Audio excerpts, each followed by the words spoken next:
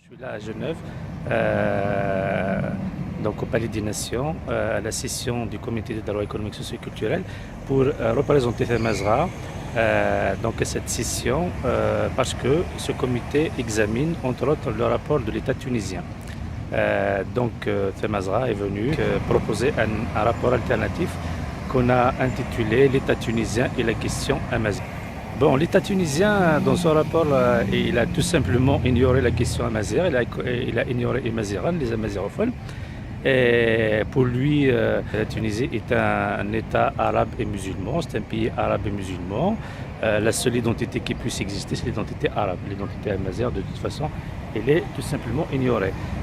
Temazra, dans notre rapport, on essaie bien sûr de prouver que l'État tunisien use du mensonge et de la malhonnêteté pour définir l'identité tunisienne comme il le souhaite, à savoir arabe et musulmane.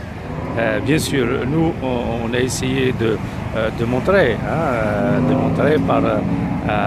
par des faits, par des propos de scientifiques, par l'histoire, par tout ce qu'on veut, que ce territoire qu'on appelle la Tunisie appartient à un espace plus vaste qui va des os de Siwa aux îles Canaries, de la Méditerranée, jusqu'au Ténéri, et qui s'appelle Temazra. Et ce territoire est historiquement amazigh, il est amazigh. Par contre, il y a des États qui veulent l'arabiser et en faire un espace arabe. Donc nous avons essayé de montrer que l'État tunisien, malgré qu'il ignore la question amazigh, alors que tous les éléments existent pour qu'il l'ignore pas, puisque depuis 2011, les Amazirs sont sortis dans la rue et ils ont parlé, ils ont revendiqué des droits. Il y a des associations qui ont été créées et l'État tunisien a donné des autorisations. Il y a des activités Amazirs qui sont organisées où des responsables de l'État tunisien ont été invités. Il y a des manifestations qui ont eu lieu à Tunis pour dénoncer la politique arabe de l'État tunisien et sa marginalisation et son ignorance des Amazirs, notamment en 2014 suite à l'adoption de la nouvelle constitution. Nous avons par la suite mis le doigt sur les différentes discriminations que l'État tunisien pratique à l'égard des Amazirs et de la question amazigh. Nous avons parlé bien sûr de l'absence d'enseignement de la langue amazigh, de l'absence de prise en charge de la culture, des arts amazighs, de l'exclusion des artistes amazighs, de l'exclusion aussi des associations amazighs des subventions et des aides.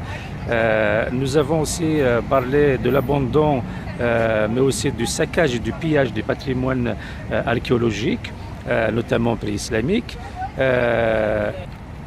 Nous avons parlé de l'arabisation des toponymes, des villes, des villages, des noms de lieux amazighs en Tunisie. Voilà, donc en gros, nous avons essayé de montrer que l'État tunisien est un État qui pratique la discrimination à l'égard des Amazirs. Sa politique d'arabisation et d'islamisation vise en réalité à faire disparaître l'amazirité.